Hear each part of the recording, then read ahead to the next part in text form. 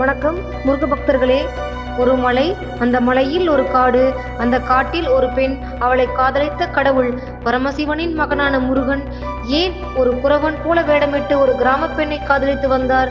அந்த பெண் யார் என்று தெரியுமா? அவள்தான் வள்ளி.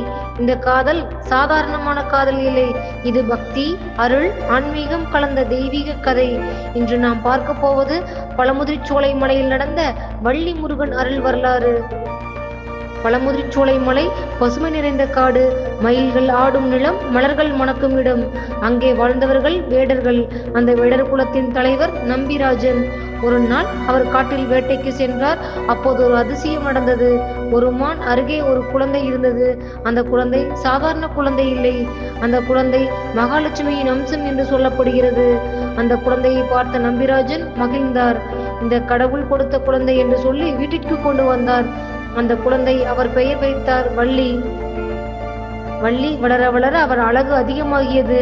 அவள் கண்கள் மான் போல மென்மை, அவள் சிரிப்பு மலர் பூக்கும் போல இருந்தது, அவள் குரல் குயில் பாடுவது போல இருந்தது. அவள் வேலை என்ன தெரியுமா? தினமும் திணை வயலை காக்கும் வேலை. பறவைகள் திணையை சாப்பிடாமல் காக்க வேண்டும். அதனால் அவள் தினமும் மலையில் இருக்கும் வயலில் இருப்பாள். அந்த நேரத்தில் முருகன் பழமுதிர்ச்சோலை மலையில் இருந்தார். ஒரு நாள் முருகன் வள்ளியை பார்த்தார். அந்த பார்வையில் அவருக்கு காதல் தோன்றியது. இது சாதாரண காதல் இல்லை, இது ஆன்மா பரமாத்மா சேரும் காதல். வள்ளி என்பது ஜீவாத்மா என்று பொருள், முருகன் என்பது பரமாத்மா என்பது பொருள். முருகன் வள்ளியிடம் பேச வேண்டும் என்று நினைத்தார். ஆனால் அவர் நேராக போனால் வள்ளி பயந்து விடுவாள் என்று எண்ணி முருகன் ஒரு வேடன் போல் வேடமிட்டார். அவர் வள்ளி அருகே சென்றார். எனக்கு தாகமாகிருக்கிறது, கொஞ்சம் தண்ணீர் தருவாயா என்று கேட்டார். வள்ளி தண்ணீர் கொடுத்தாள். அப்பொழுது முருகன் சொன்னார், நான் உன்னை திருமணம் செய்ய விரும்புகிறேன் என்று.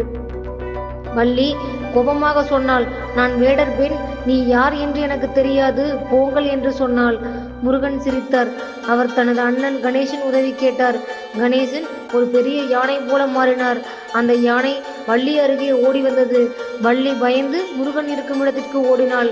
அப்போது முருகன் சொன்னார், நான் உன்னை காப்பாற்றுவேன், ஆனால் ஒரு நிபந்தனை. வள்ளி கேட்டாள், என்ன என்று. நீ என்னை திருமணம் செய்ய வேண்டும் என்று கூறினார். வள்ளி சம்மதித்தாள்.